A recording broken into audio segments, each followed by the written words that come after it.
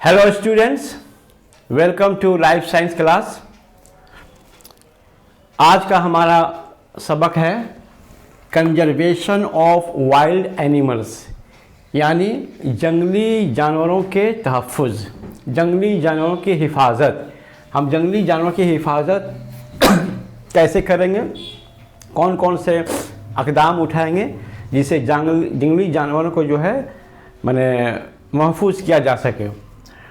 तो सबसे पहले हम जानने की कोशिश करेंगे कि जंगली जानवर की कंजर्वेशन क्यों ज़रूरी है।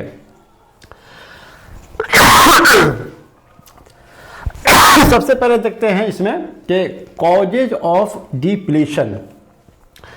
डिप्लीट का मतलब होता है to reduce the number of और to reduce the quantity of anything, माने किसी चीज़ का तादाद में कटौती, किसी चीज़ के तादाद में गिरावट। तो कॉजेज ऑफ डिप्लीशन, इसका क्या मतलब हुआ कि जो ये जंगली जानवर हैं इनके नंबर जो है डिक्रीज़ कर रहे हैं तदरीजन, आहिस्ता आहिस्ता जो है घट रहे हैं। मसलन कि जैसे शेर हुआ, चीता हुआ, बाघ हुआ, आपका गेंडा हुआ, या और भी जो दीगर जंगली जानवर हैं, मैंने ये तहकीकात से ये पता चला है कि इनकी तादाद जो है माने घट गई है। तो ये इनकी घटती हुई तादाद के क्या क्या असबाब हैं उसी को हम जानने की कोशिश करेंगे। सबसे पहले आदमी मर्ज को जानता है, उसके बाद उसके बारे में दवा दी जाती है। तो कॉजेज ऑफ डिप्लीशन, तो हम लोग आमतौर पर देखेंगे इसमें वही असबाब मौजूद हैं जो असबाब लॉस ऑफ बायोडाइवर्सिटी में हम पाए थे। मतलब बायोडाइवर्सिटी के लॉस के पीछे क्या क्या असबाब हैं, तो वो जो असबाब वहाँ थे वही असबाब यहाँ भी हैं। तो इसमें देखिए पहला सबब है डिस्ट्रक्शन ऑफ हैबिटेट, यानी जंगली जानवर जहाँ रहते हैं उनका जो अपना होम घर है, अपना उसका जो होम है या उसका जो नेचुरल एनवायरनमेंट है, मसलन जंगलात जो है, कोई इनका डिस्ट्रक्शन हो रहा है। अब जंगलात का डिस्ट्रक्शन तो आप समझ रहे हैं कौन कर रहा है, हम ही लोग कर रहे हैं, ह्यूमन एक्टिविटी के ज़रिया हो रहा है। किस पर्पस हो रहा है, एक हो गया रेसिडेंशियल पर्पज़, कुछ हुआ कि फर्नीचर वगैरह के लिए लकड़ी काट रहे हैं, सनतकारी के लिए, शहरकारी के लिए जो है, फिर जो है ना आपको जो है ये क्या कहता है कि ये ट्रांसपोर्ट के लिए जो है ना आने जाने के लिए सड़कें बनेंगी, तो सड़कों के बनने के लिए जो जंगलात काटे जा रहे हैं, तो इन मकासद की वजह से जो है जंगलों की कटाई हो रही है। अब जंगल जो है होम है वाइल्ड एनिमल्स का, तो अब जाहिर सी बात है कि जब होम ही किसी का बर्बाद हो जाएगा तो उसमें रहने वाले जो लोग हैं या जानवर हैं वो भी एक तरह से इसका अफेक्टेड होंगे, इससे मुतासिर हो, वो जो है मैंने गैर महफूज हो सकते हैं, क्योंकि घर ही के अंदर में लोग जो है महफूज रहते हैं। तो जब घर ही बर्बाद हो जाएगा तो फिर जो है उसमें बसने वाले लोग कैसे महफूज रह सकते हैं। तो ये हुआ पहला सबब, डिस्ट्रक्शन ऑफ हैबिटेट। दूसरा है हंटिंग एंड पोचिंग। हम जानते हैं कि जंगली जानवरों का लोग शिकार करते भी हैं, माने बाज़ लोग तो उनका हॉबी होता है कि हम शिकार करेंगे। पहले ज़माने में जैसे राजे महाराजे जो है जंगलों में जाते थे, शेर और बाघ का शिकार करते थे, और जानवर माने शेर और बाघ का शिकार करना जो है ये माने मर्दानगी और जो है माने क्या कहता है कि हिम्मत के काम इसको समझे जाते थे। आपने कहावत सुना होगा कि शेर शेर का शिकार करता है, कुत्ते कुत्ते का शिकार करते हैं। ये तो आप कहावत जानते ही होंगे। आपने बहुत से मैंने हो सकता है कि मैंने फिल्मों में देखे होंगे, या राजा और महाराजा के जो महल होते हैं उसमें जो है ना शेर का जो है ना सर जो है टंगा हुआ है, उसके सिंग लगे हुए हैं, या पीछे में जो है ना शेर का खाल उसके दीवार पर जो है लगाया गया है। तो ये अलामत किस चीज़ के होते हैं कि उस घर में वो जो लोग मौजूद है वो बहुत ही बहादुर, निडर और जो है माने मर्द माने इंसान है। तो पहले जो है इस शौक़ के लिए जो है जवामर्दी के लिए, बहादुरी के लिए लोग माने इस हॉबी को जो है अपना पालते थे एकदम, और इसलिए शिकार करते थे। और शिकार इसलिए भी किया जाता है जंगली जानवरों का कि वो उनके बहुत सारे एज़ा जो है बहुत कीमती होते हैं, जैसे कि शेर की खाल हुआ, हाथी के दांत हुए, वगैरह वगैरह। और जानवरों को फिर माने ये गोश्त फूड के सोर्स पर भी जो है लोग इसको शिकार करते हैं कि जानवर के बहुत से जानवर माने मार कर जो उसका गोश्त हासिल करते हैं। तो ये हुआ हंटिंग और पोचिंग। पोचिंग माने होता है इलीगल हंटिंग। तो इस तरह से हंटिंग की वजह से जो है बहुत सारे जानवर की जो है तादाद घटती चली जा रही है। इसके बाद है 3 नंबर में कि नेचुरल कैलेमिटीज़। कभी कभी कुदरती कोई आफत आ गया, जलजला आ गया, सैलाब आ गया, माने आपका जो है ना वोल्केनिक इरप्शन हो गया, तो इसके वजह से जो है नेचुरल हैबिटेट जो है माने इन वाइल्ड एनिमल्स के जो है वो बर्बाद हो जाते हैं, जिसके वजह से जो है ये फिर गैर महफूज हो जाते हैं।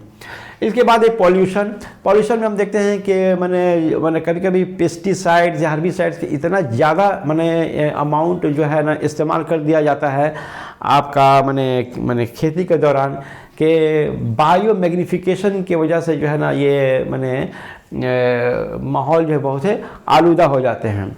तो इसकी वजह से भी जो है आपका वाइल्ड एनिमल्स जो है गैर महफूज हो जाते हैं। तो बायो मैग्नीफिकेशन का मतलब क्या? बायो माने लाइफ, मैग्नीफाई माने टू इंक्रीज। तो माने ज़रूरत से ज़्यादा जो है पेस्टिसाइड्स या हर्बिसाइड का कॉन्सेंट्रेशन अगर बढ़ जाता है तो माने increase in the concentration of herbicides and pesticides को हम बोलते हैं बायो मैग्नीफिकेशन। BIO बायो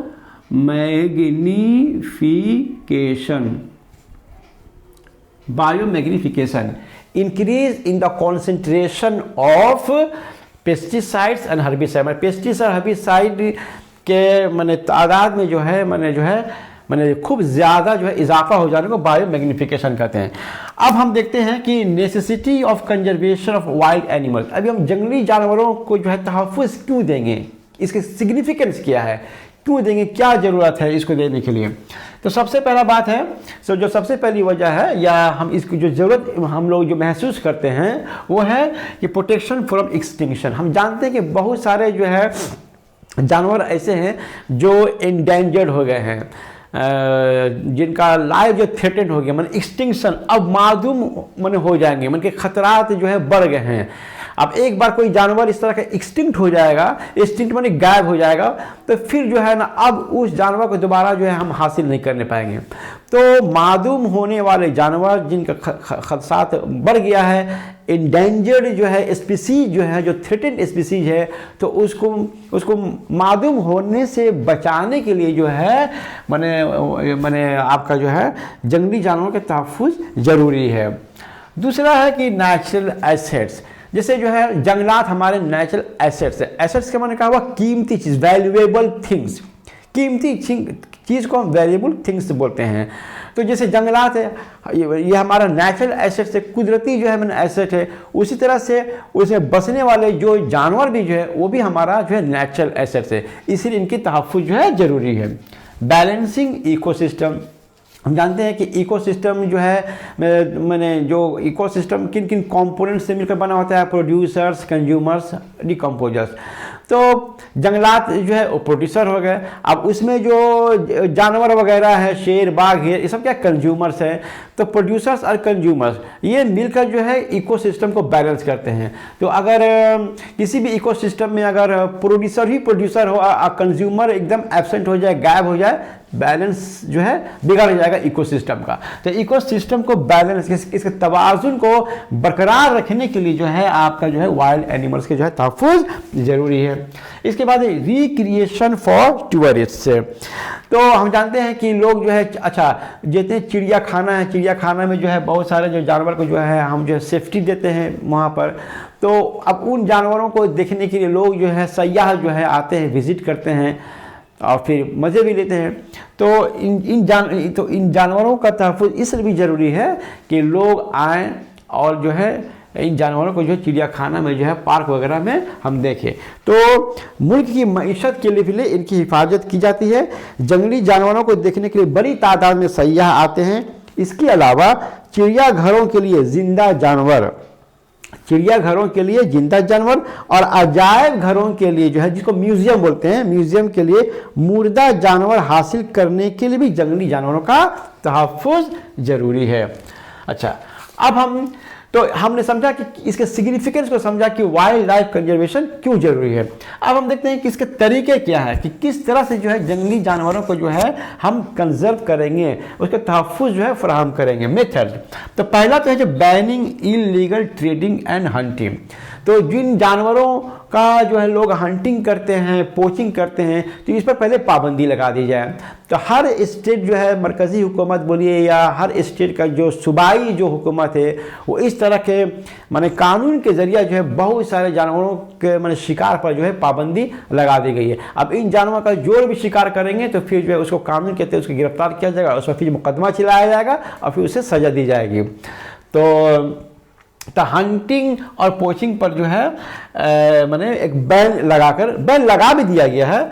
और ट्रेडिंग जो है माने हाथी दांत जो कीमती जो है जानवरों के जो वैल्यूबल जो एजा होते हैं उसका लोग ट्रेड करते हैं, तिजारत करते हैं, तो इन तमाम चीज़ों पर जो पाबंदी लगा दी गई है। दूसरा तरीका क्या है, providing in Situ and in Situ conservation. जानवरों को तहफ़्फ़ुज़ करने के लिए हमने देखा है कि इन सिटू कंजर्वेशन दिया जाता है, इन सिटू कंजर्वेशन देता है, इसको हम पढ़ चुके हैं। यानी नेशनल पार्क बनाकर, ज़ूलॉजिकल गार्डन बनाकर जो है, फिर से जो है आपका बहुत सारा रिजर्व फॉरेस्ट जो है बनाकर जो है यहाँ पर जो है जानवरों को तहफ़्फ़ुज़ दिया जाता है।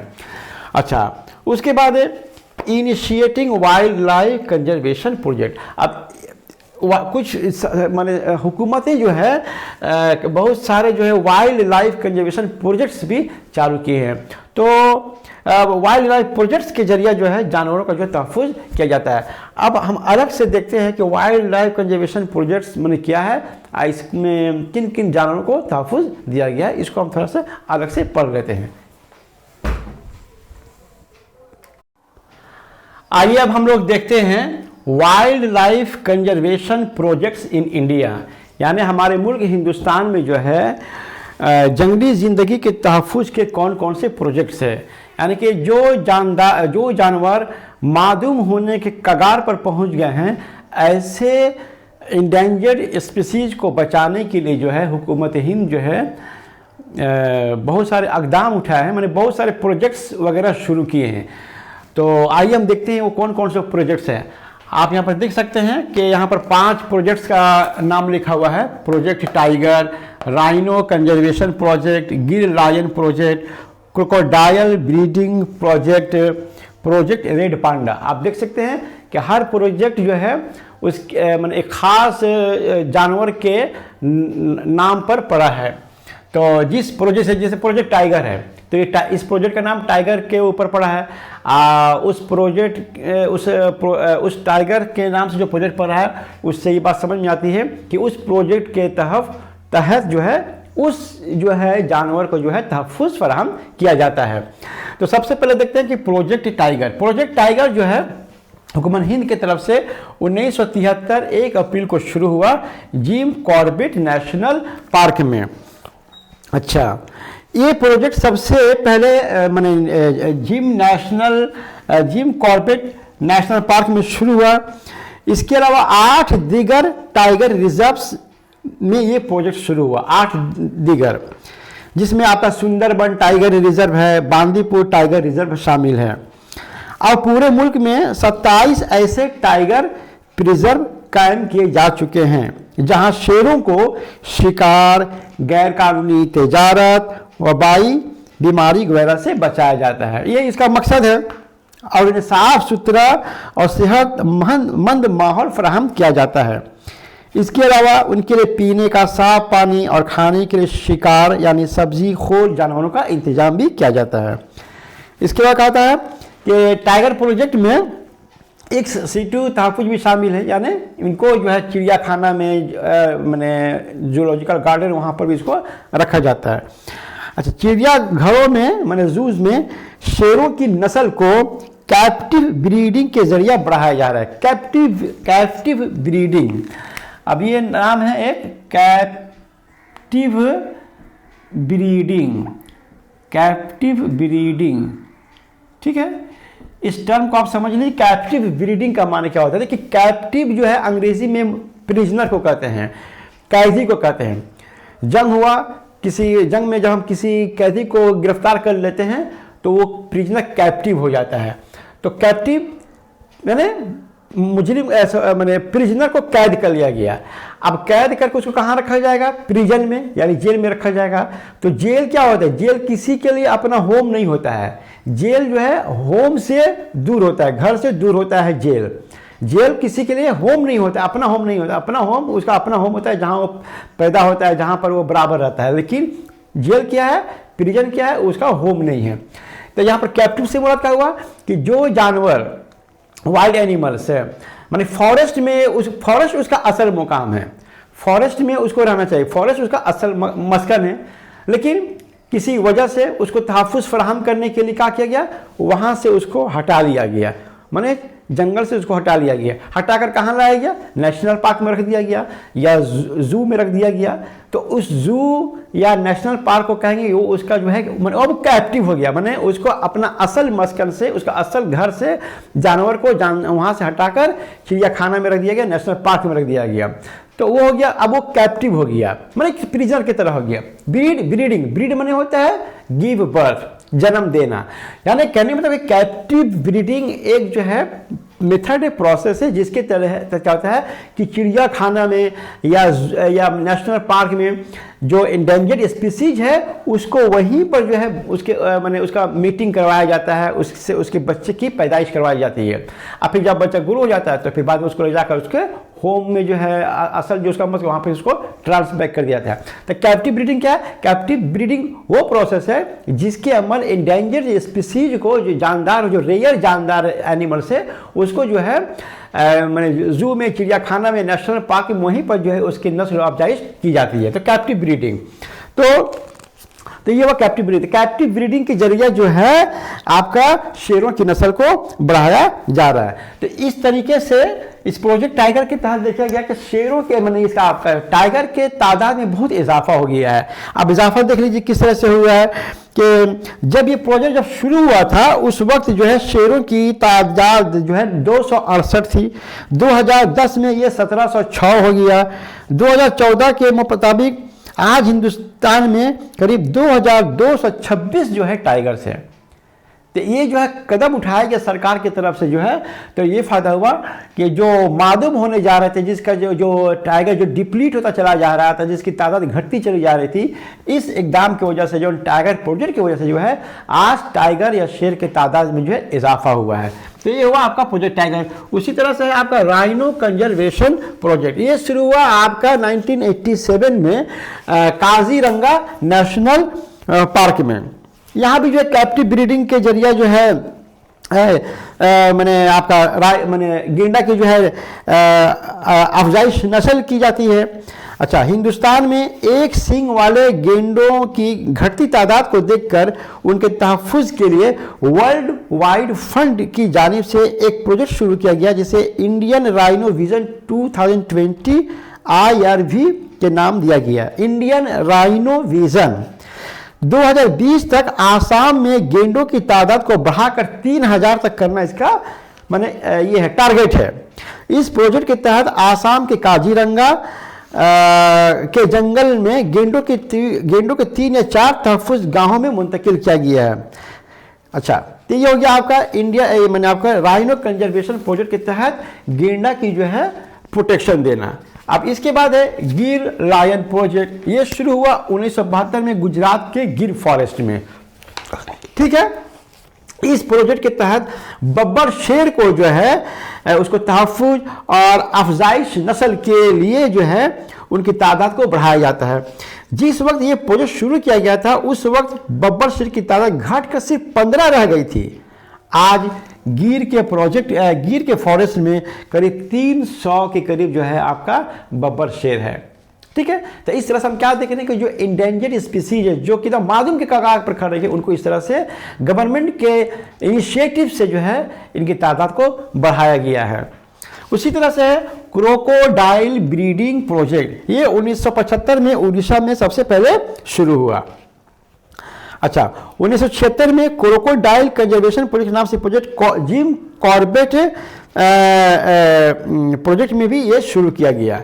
अब उसके बाद है प्रोजेक्ट रेड पांडा। रेड पांडा भी एक जानवर है जो खास करके आपका मगरबी बंगाल के दार्जिलिंग में, सिक्किम में, आसाम और अरुणाचल प्रदेश के पहाड़ी खित्तों में पाया जाता है। इन इलाकों में जंगल की कटाई की वजह से इनके मस्कन की तबाही, उनका गैर कानूनी शिकार और शिकारी जंगली जानवरों की वजह से इनकी तादाद बहुत कम हो गई। कैप्टिव ब्रीडिंग के जरिया भी जो है उनकी अफजाइश नस्ल करने और उनको तहफ़्फ़ुज़ फराहम करने के लिए हिंदुस्तान में रेड पांडा के तहफ़्फ़ुज़ के लिए 20 तहफ़्फ़ुज़ गाहें कायम किए गए हैं, जिसमें से अहम है Padmaja Naidu Himalayan zoological park Darjeeling और दूसरा है Kanchenjunga national park. Red panda का नाम जो है IUCN के जरिए शाये होने वाले रेड डाटा बुक में 2008 में शामिल किया गया था, जबकि उसकी तादाद बहुत कम हो गई थी। IUCN याद रखिए IUCN, ठीक है। ये क्या है? ये एक इंटरनेशनल जो है अदारा है। ये एक इंटरनेशनल अदारा है जिसका फंक्शन क्या है? जो खतरे में पड़े हुए या मादूम होने के करीब जो जानदारों की फहरिस्त शायद करती है। मैंने कौन कौन से जानदार इंडेंजर्ड हो गए हैं, थ्रेटेंड हो गया है, माने एक्सटिंक्शन के करीब पहुंच गए, उनका एक जो है लिस्ट तैयार किया जाता है उन जानदारों का। और जिस किताब में इसको माने दर्ज किया जाता है उस किताब को हम लोग कहते हैं रेड डाटा बुक या रेड लिस्ट के नाम से ये किताब जाना जाता है। तो इस तरह से जो है हम देखते हैं कि किस तरह से वाइल्ड लाइफ जो है कंजर्वेशन प्रोजेक्ट इंडिया में शुरू किया गया है। तो ये था कंजर्वेशन ऑफ वाइल्ड एनिमल्स के मुतालिक आज का हमारा जो है ये सबक। हम उम्मीद करते हैं कि ये सबक आपको अच्छे से समझ में आया होगा। Thank you very much.